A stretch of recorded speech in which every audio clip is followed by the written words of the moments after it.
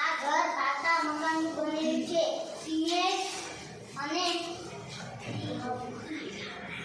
કોણ કામ કરે એ મકાન આપણું ઘર છે. મારા રૂમના બધા બાળકો અને સાહેબે મળી અને 3 રહેઠાણ બનાવ્યા. એક છે કાચું મકાન, પાકું મકાન અને વિશેષ મકાન. જી હવે હું તમને સમજાવું કાચું મકાન કોને કહેવાય. જે મકાનની દિવાલો, છત